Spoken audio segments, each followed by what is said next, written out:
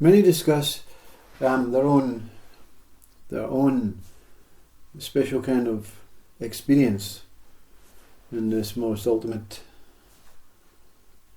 journey of possibilities, and they use whatever their mind and their intuition and their soul and their spirit come together to try and create a kind of identity for this experience, this momentary revelation of whatever it is for each individual. And most kind of fluctuate between specific ways and specific categories over centuries and centuries. You can look at most saints, most religious, spiritual communities and speakers and through Zen, Upanishads, Catholicism, Judaism, Sufism, Christianity, whatever, Muslim, and find something that groups themselves within one kind of whole category. Some use consciousness, some use Brahman, God, Source. Some use non-duality, some use enlightenment, some use presence, awakening, awareness. Some use God, some use spirit. It's everything, and some use love. And in relationship to Ramana Maharshi and Papaji, and they can't really define it. They choose not to define it. For instance, Papaji writes, "Truth is. I am that." You see? There is no definition. There's just a stopping of relying on words and identities to describe and that what is indescribable.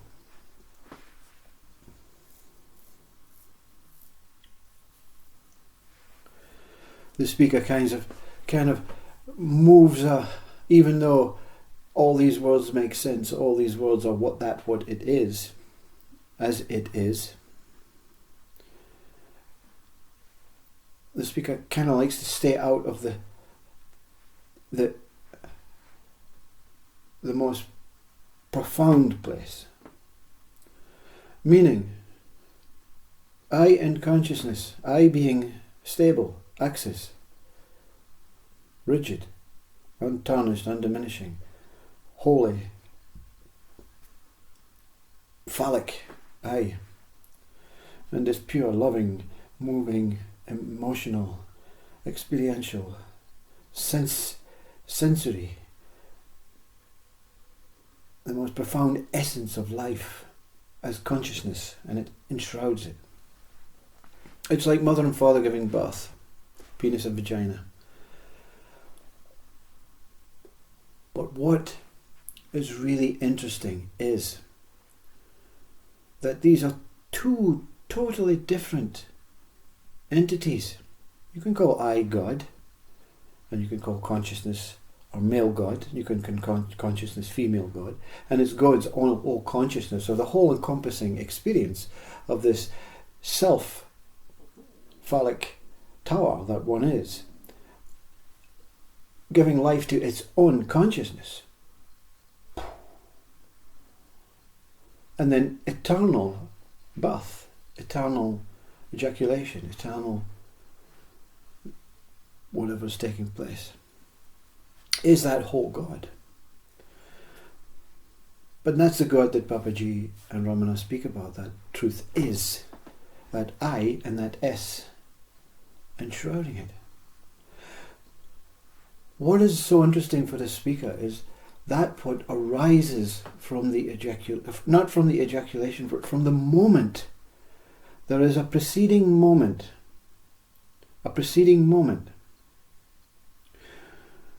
When you are confronted by a alligator, and you know, it's a very strange way to describe it, but when you are confronted by an alligator, big mouth, and it's going to kill you, right?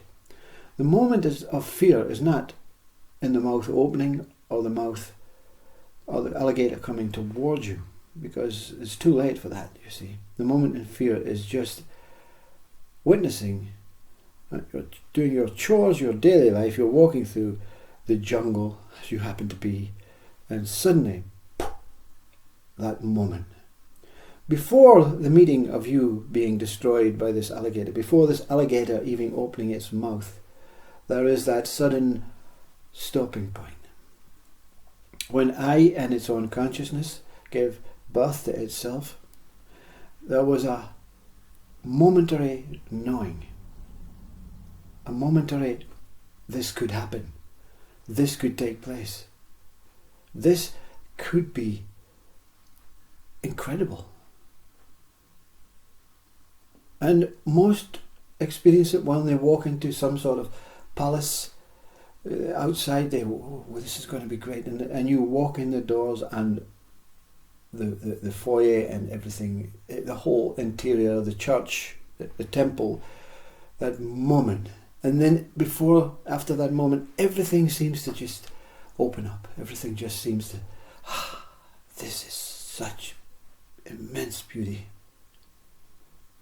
So here we have it. The alligator scene maybe is not the best way, but that moment you walk into something before you actually, our mind is able to take in what is taking place, is that moment of birth. And that's what interests the speaker, because of its de-hypnotic, most call it self-inquiry, some call it awakening, some call it die before I die, removal of the I. And the speaker has always used these terms, but to get to that point, everything has to be denied, as Ramana Maharshi says. Nati nati. So whatever comes within this temple, whatever is seen after the moment, is denied. I only want to experience the moment. And that's your moment of birth. You see, that's your original state. And this was the most profound moment for, if you can want to, let's call it God, this is the most profound moment to realize within itself, within its own penis, its own consciousness, its own sensory existence, it can become alive. It can exist. It can be. And it's not about what is taking place. It's about the moment of recognition, that realization, that acknowledgement that I'm alive. I exist. And Rumi eloquently talks about it. The speaker cannot talk about it because there's so much of an incredible, profound and deep shock that the poetry arises from it, but it's not shared in a poetic way. It's shared in a being way. You know, what can I do to enhance this world? What can I do to enhance this world? I can only be. You can see whatever you see. You can take whatever you take. You can do whatever you do, and you can walk past and ignore, like most do with Rumi's poetry. Most do with Einstein's theories. Most do with Newton's laws.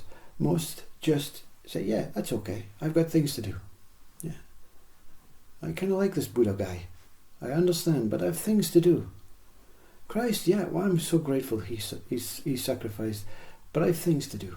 And the things that you have to do is to acknowledge your birth, your original state.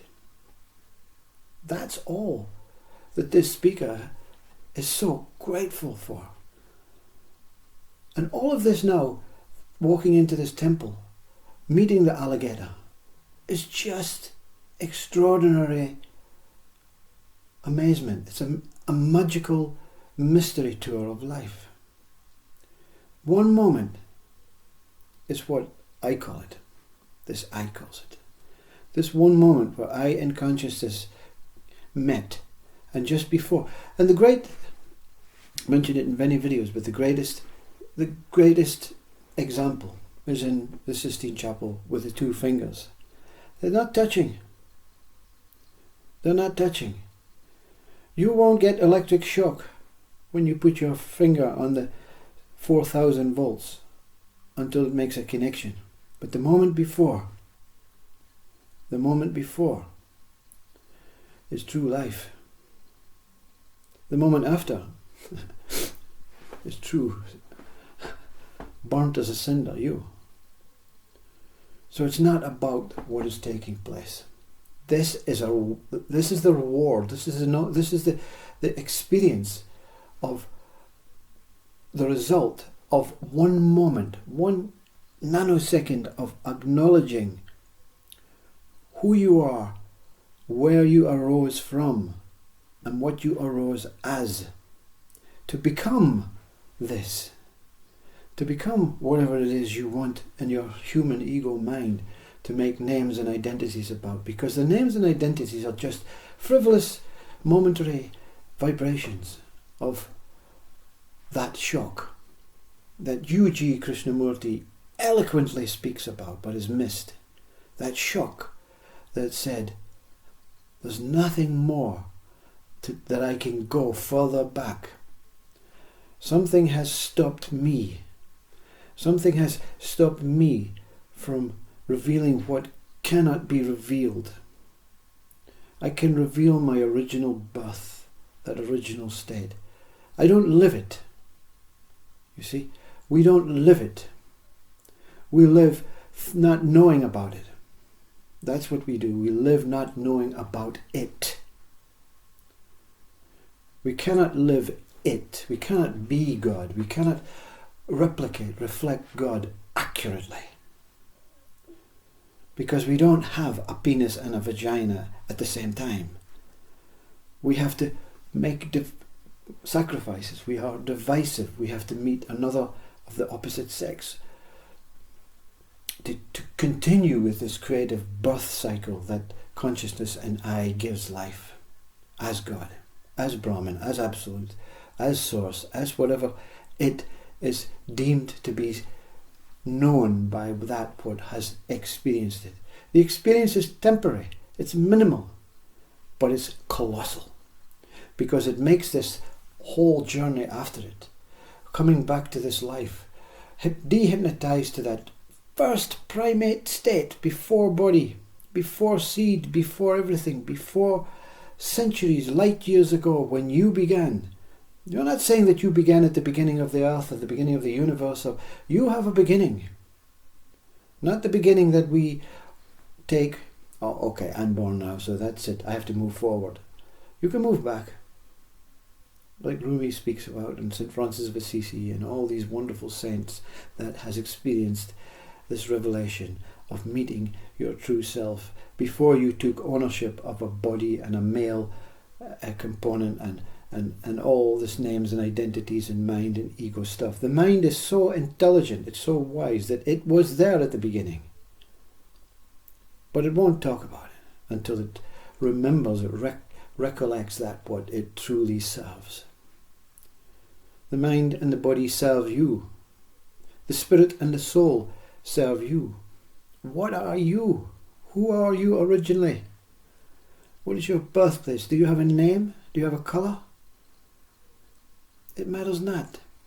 Because that what will be seen is shock and amazement. And you can't stay there. You're quickly pulled back in the umbilical cord within, back into this body, to say, oh, I acknowledge it now. I truly acknowledge it now. Now, there's nothing for me to do. There's nowhere to seek, nowhere to go.